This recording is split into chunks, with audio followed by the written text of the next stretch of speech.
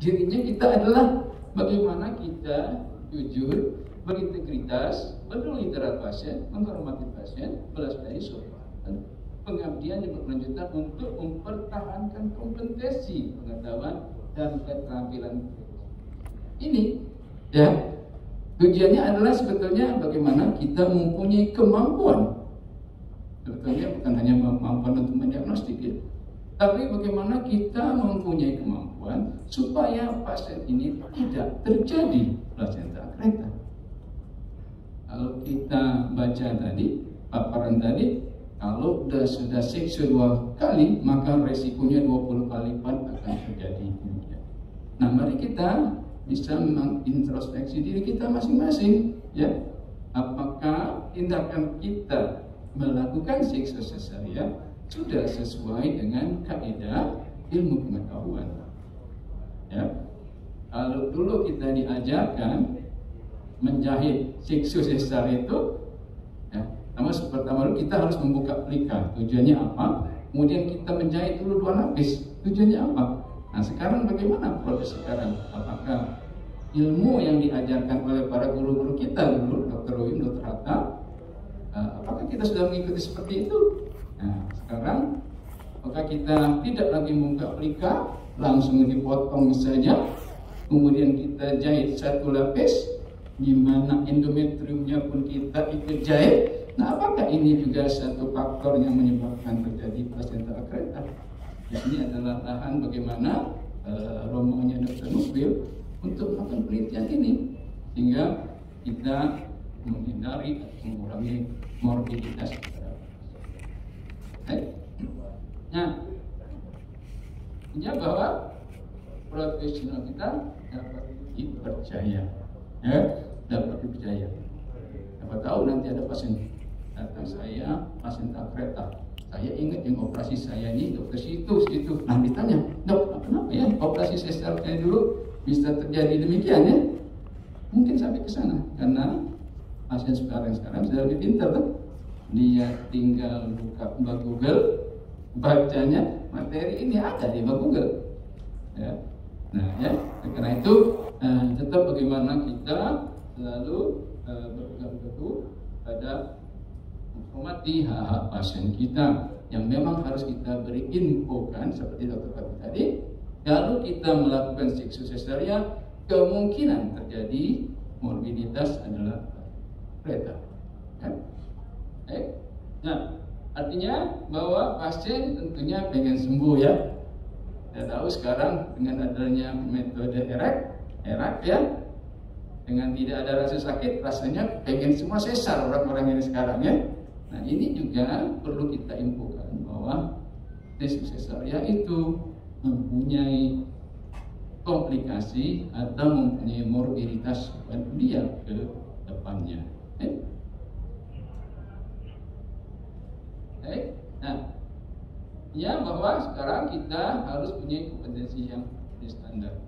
Maka tindakan kita melakukan tindakan diagnostik, ya, paling penting di sini adalah bagaimana diagnostik kita ya. Kita diagnostik, mau kita curiga mau diapakan pasiennya. Dirujuk bagaimana dokter-dokter ini tempat rujukan mempunyai kompetensi itu. Apakah teman sejawat punya kompetensi atau itu bisa? Ya, asalkan memang melalui proses melalui pendidikan, ya, sehingga dia mempunyai kemampuan untuk melakukan tindakan medis tersebut. Ya. Nah, kalau kita lihat tadi masalah etik, ya, kalau masalah legalnya, hukumnya, saya kira teman-teman sejawat semua sudah memahami, sudah mengenal undang-undang ini ya. Ada yang namanya undang-undang kedokteran ya, yang sudah ada judicial review ya, kemudian undang-undang tentang kesehatan, undang-undang tentang BPJS, Kodeki, Konsil, berbagai regulasi ya. Nah, tentang BPJS ya, kita data BPJS sudah mengungkapkan begitu tingginya angka seksu sesarian dengan biaya yang tinggi, ya kan, pengeluaran biaya yang tinggi. Apakah mungkin perlu kita cari data bersama mungkin dengan itu, apakah 80 kasus kita di Rumah Sakit Muhammad Muhsin yang sudah terjadi pelecehan kereta ini perlu dibahas lebih dalam. Ya, mungkin kita harus terbuka dengan teman-teman semua sekalian. Mungkin Dokter Rijal pasiennya ada 10 ternyata yang plasenta kereta ini. Tak apa, kita harus menerima. Oh ternyata karena pasien saya 10, kenapa ya? Kita harus mengintrospeksi diri. Apakah saya tindakan seksual sesaria saya ini telah memenuhi standar, atau kita punya gaya kita sendiri melakukan operasi sehingga terjadi plasenta kereta. Ya, ini adalah data yang harus kita buka bersama-sama. Bukan berarti data ini kita publish ya. Nah, jangan sampai seperti itu ya. Sama-sama saja kita sebagai kereta hoki yang membahas ini ya. Sehingga kita bisa memperbaiki diri kita sendiri. Kalau kita bisa memperbaiki diri, mobilitas turun, berarti adalah namanya patient safety ya. Keselamatan buat pasien. Oke, ini adalah regulasi yang ada. Dan ini tentunya teman-teman semua sudah ada ini semua ya, STR, ada SP ya, ada kewenangan klinik di rumah sakit, dan ada kewenangan rumah sakit. Ini semua harus diikuti ya. Kalau kita bekerja di rumah sakit tanpa ikat ini, maka kita diusir orang di rumah sakit, kan tidak boleh bekerja kalau tanpa semua ini ya. Ini adalah bagaimana kita berpraktek ya, saya kira sudah paham semua ya. Salah satunya adalah bagaimana rekam medik kita ya.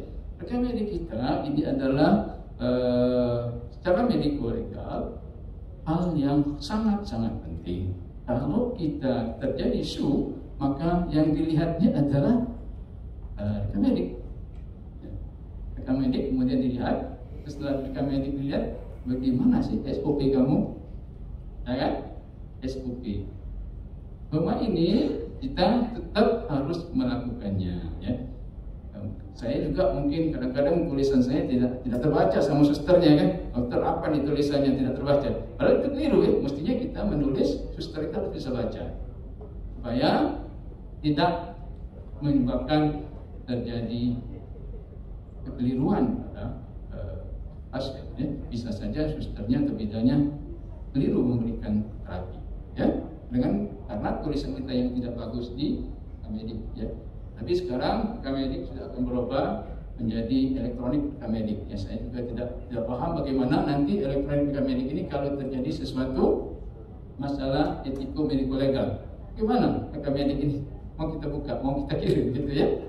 Ini adalah satu hal yang perlu kita bahas bersama ya. Nah ya, ini adalah bagaimana ya mengaturnya. Saya kira sudah tahu semua disiplin profesi ya, ada KI ya. Kemudian ancaman pidana sebetulnya tanpa AS ini tidak ada lagi ya, sudah ada judicial review-nya ya. Kalau kita berpraktek tanpa ini sebetulnya tidak pidana ya, administratif ya, tapi bisa menyebabkan terjadi tuntutan yang lain ya, tuntutan yang lain kalau terjadi pasiennya meninggal atau morbiditas ya. Oke. Tapi umumnya tuntutan pasien itu tidak mau mempidanakan dokternya ya. Ngapain mempidanakan dokternya ya? Dokternya masuk penjara, saya tidak tahu apa-apa. Nanti umumnya mereka adalah perdata, minta ganti rugi itu. Nah, bagaimana dengan kasus plasenta kereta ini ya? Kalau kita kembali lagi ke prinsip dari kode etik kita, autonomi, beneficent, non-maleficent, justice.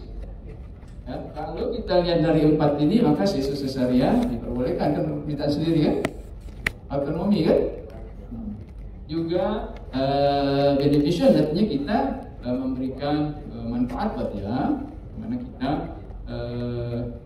memberikan keuntungan buat pasiennya. Non-maleficent artinya non-maleficent kita tidak mencelakakan pasien. Apakah kita berpikir bahwa dengan kita melakukan seksual sesarian ini tidak mencelakakan pasien? Nah, kalau kita lihat dari terjadinya plasenta kereta yang makin meningkat, terbesit tak di hati kita bahwa kemungkinan saya ini juga mencelakakan pasien sebetulnya. Terjadi morbiditas pada pasien. Ya? Nah, mari kita merenungkan diri sendiri. Saya tidak bisa menjudgment bahwa dengan seksual sesariannya kita mencelakai pasien. Sebetulnya tidak bisa menjawabnya saya. Mari kita merenungkan diri kita masing-masing. Renungkan kita masing-masing. This ya, artinya kita tetap memperlakukan pasien apapun itu tanpa pandang bulu dia harus lakukan, ya. Ini adalah prinsipnya yang saya bilang. Itu juga tambahannya, ini adalah prinsip-prinsip yang lain. Tentunya 4 prinsip tadi yang perlu kita lakukan itu adalah hal yang sangat penting buat kita di dalam kita memberikan layanan kepada pasien. Ya, ini kode etik saya kira teman-teman sudah membaca semua ini ya. Mungkin pada saat di mahasiswa kedokteran atau pada saat PBS ya, pada selesai pendidikan spesialis pun disuruh baca lagi gitu ya. Nanti kita akan lihat kembali, silakan dibaca kembali ini kode etik kita. Nah, bagaimana kalau kita pelanggaran disiplin ya? Pelanggaran disiplin ini hukumnya adalah MKDKI ya. MKDKI. Ya. Disuruhnya sekolah lagi misalnya ya. Ya sekolah lagi atau ditundanya, dicabut SDR-nya gitu ya. Ini sudah terjadi kepada beberapa teman-teman kita yang SDR-nya dicabut ya. Karena adanya morbiditas umumnya adalah morbiditas pasien. Nah, laporkan, kemudian cabut. Tidak tahu saya nanti apakah plasenta akreta ini juga akan dilaporkan oleh pasien atau keluarganya. Kalau dia sudah paham betul, kan bisa saja menyebabkan dia morbiditas, dia melaporkan ke komite KKI ya, MKDKI akan menelusuri kemungkinan tidak kompeten dalam melakukan seksi sesarian menyebabkan dia terjadi morbiditas.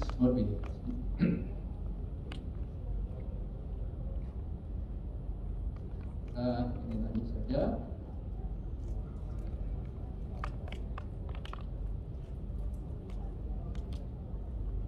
Nah, artinya tindakan medik kita tidak bertentangan dengan ya, bila memenuhi persyaratan. Ya, itu adalah indikasi medis untuk mencapai suatu tujuan konkret. Ya, indikasi medis. Ini kita seksi sesarian, indikasi medisnya apa gitu kan? Atas permintaan pasien. Ya. Boleh kan indikasinya? Tapi tetap harus diberikan inform dan concern yang jelas, ya, inform dan concern yang jelas. Dan sampai justru kita melakukan itu tanpa inform concern yang jelas. Ya. Menurut aturan yang berlaku di dalam ilmu kedokteran, ya, tentunya hukum yang berlaku adalah bagaimana kita mendiagnosis, bagaimana kita melakukan treatment, dan itu harus ada di dalam panduan praktek klinik setiap rumah sakit. Di PPK-nya harus ada bagaimana mendiagnosis, bagaimana mentreatment berlandaskan evidence base ya, evidence base yang baru. Kalau belum ada yang baru maka PPK-nya harus direvisi. Ini yang ditanyakan orang kalau kita ada masalah, mana PPK-nya. Kalau PPK-nya ada, mana SOP-nya.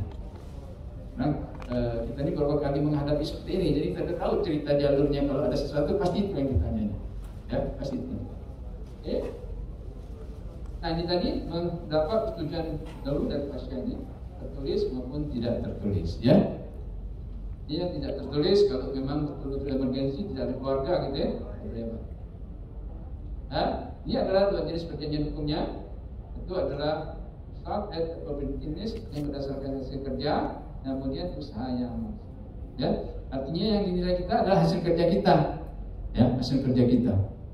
Bagaimana, apakah ada morbiditas atau ada mortalitas? Kalau sehat-sehatnya aman, gitu kan? Tapi begitu ada mortalitas dan morbiditas, nah ini akan dilihat masalah hukumnya. Kemudian kita berusaha, namanya usaha maksimal. Dokter ini kita harus tetap mengatakan bahwa kita tidak boleh mengatakan pasti sembuh, pasti hilang penyakit. Tapi kita tetap melakukan adalah usaha yang maksimal untuk mencapai hasil yang optimal. Itu ya. Jadi kalau tanya pasien pasti sembuh, wah itu bahaya, itu celaka kita. Kalau ternyata dia ada apa-apa kan dokter bilang pasti sembuh. Nah itu adalah bagaimana bagaimana mengatakan kepada pasien, pasti itu jangan, pasti itu adalah miliknya Allah SWT. Ya, ini ya mudah-mudahan tadi pada kalau tidak sadar bagaimana ya tidak ini lewatkan saja. Nah ini adalah perjanjian medis ya. Kita akan selalu berkaitan dengan ya. Saya lanjut saja. Nah, bagaimana tindakan medik ya? Membocorkan pidana ini ya, rahasia medik ya, sudah tahu semua. Saya kira kita tidak ada yang berani membocorkan rahasia medik kan? Alay menyebabkan kematian anak. Nah, ini yang selalu menjadi masalah. Kita selalu dikatakan karena kelalaian. Ya, kelalaian menyebabkan orang cacat atau kelalaian menyebabkan orang meninggal. Nah, ini biasanya pasalnya kena di sini kita. Nah ini ya. Nah ini. Karena itu sebelum maju ke sana kita harus melengkapi panduan praktek klinis, harus melengkapi standar operasional. Untuk plasenta kereta, saya kira kita sudah membuatkan panduan klinisnya ya di rumah sakit Muhammad ya. Nah, ya, ini saya kira lain ya. Nah, di Indonesia biasanya kasus-kasus yang berat ya. Nah, menipu pasien ya. Tindak pelanggaran kesopanan ya, sengaja membiarkan pasien tidak tertolong ya, pengguguran kandungan tanpa indikasi medis ya. Ini semua ada pasal-pasalnya ya. Saya kira menipu pasien, saya kira kita tidaklah menipu pasien ya. Tidak ada niat dokter itu untuk melakukan menipu pasien ya. Tidak tahu kalau memang dia menipu pasien itu silakan hati nuraninya masing-masing lah gitu ya menilai ya. Oke. Kemudian pelanggaran kesopanan ya, kita juga punya panduan dari POGI ya, panduan POGI bagaimana kita memberikan layanan kepada pasien ya. Yang umumnya pasien kita adalah wanita ya. Sengaja membiarkan pasien tidak tertolong ya.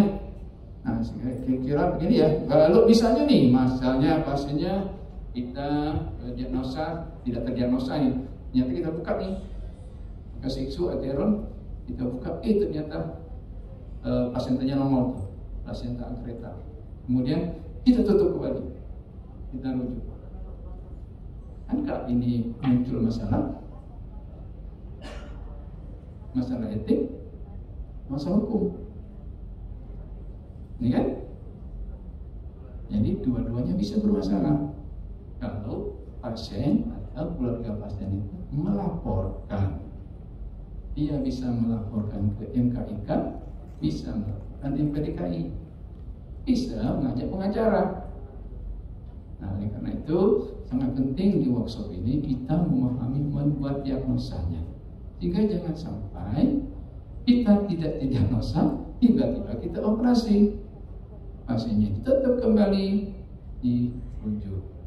Ya, ini yang sangat penting kita tekankan, bagaimana kita secara medis membuat diagnosa pada kasus seperti plasenta akreta ini.